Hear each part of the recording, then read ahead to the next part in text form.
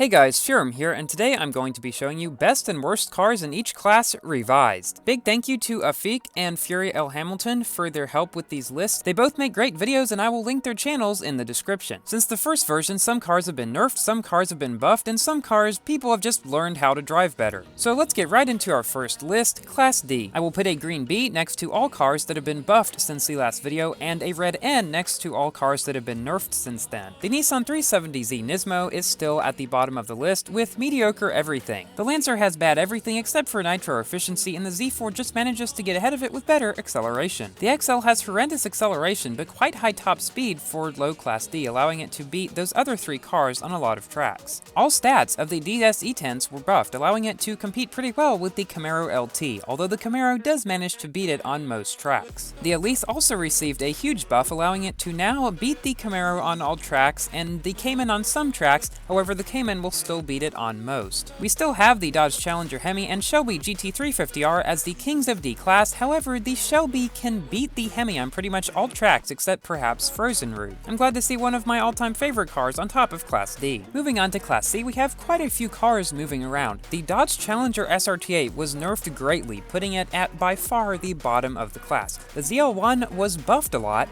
actually making it drive a bit like the Elise in Class D, so it's now the second best. The BMW Homage is slightly better than that, and the Lotus is slightly better than that. Now, these next four cars are actually fairly close in terms of performance. The AMG and M4 are very top speed-based, whereas the Viper and Rezvani have better acceleration, handling, and nitro efficiency. The AMG may beat the Viper and Rezvani on some more top speed-oriented tracks, however, it is much harder to drive, and due to its mediocre nitro efficiency and acceleration, is not as reliable as those other two cars. The M4 acts sort of like a combination of those three cars, with nearly as good top speed as the AMG, but good nitro efficiency like the other two. It will beat all three of them on most tracks. Next, we have the Alfieri, a car that not many people have upgraded much, and I've not actually spoken with anybody who has it at 4 stars. It has very good top speed, but just average other stats, I suppose, allowing the Acura and Pininfarina to beat it on most tracks. Even after the Pininfarina's large handling buff, the Acura still manages to beat it. And on top, we have the Tryon of Class C, the Vencer Sarth. This car has very high top speed for its class, much higher than the Acura's,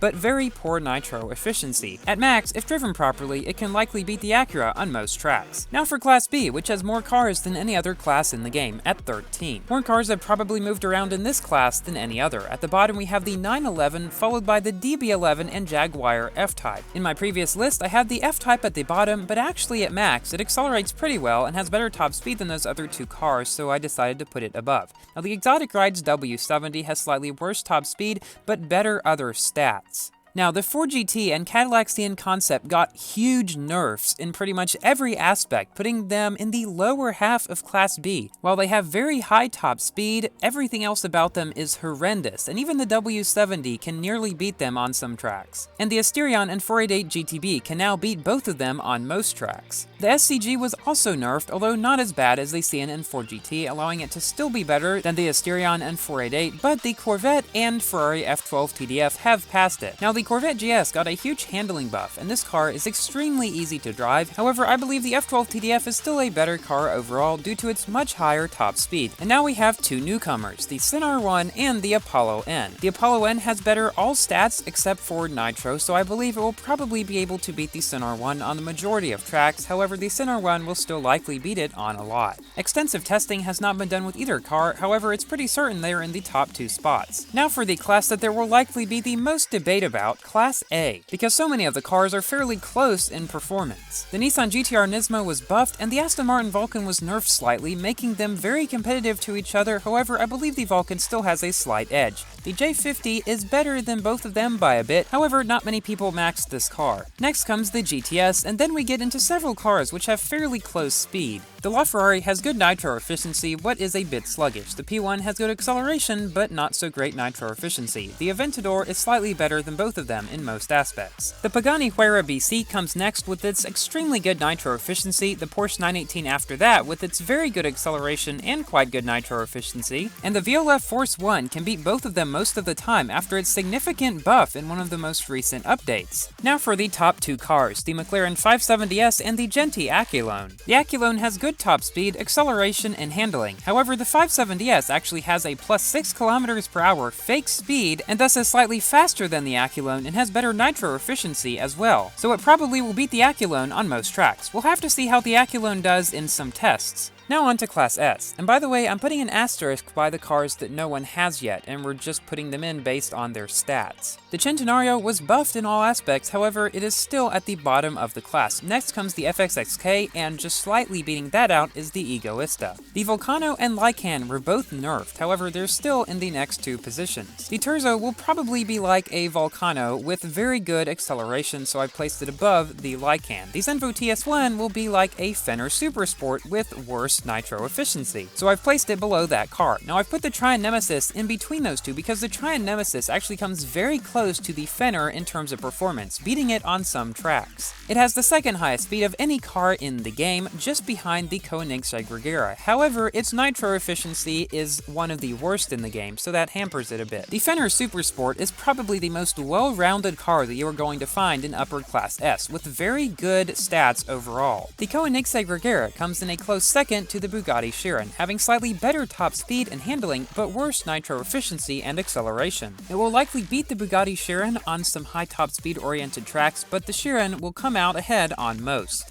And that brings us to the end of the video. Huge thanks again to Afiq and Furiel Hamilton for helping make this possible, and be sure to check out their channels. Thank you all so much for watching. Please like the video if you've enjoyed, and be sure to let me know down in the comments what you think about our rankings, and consider subscribing for more Asphalt 8 and 9 content. And I'll see you in my next video. Goodbye!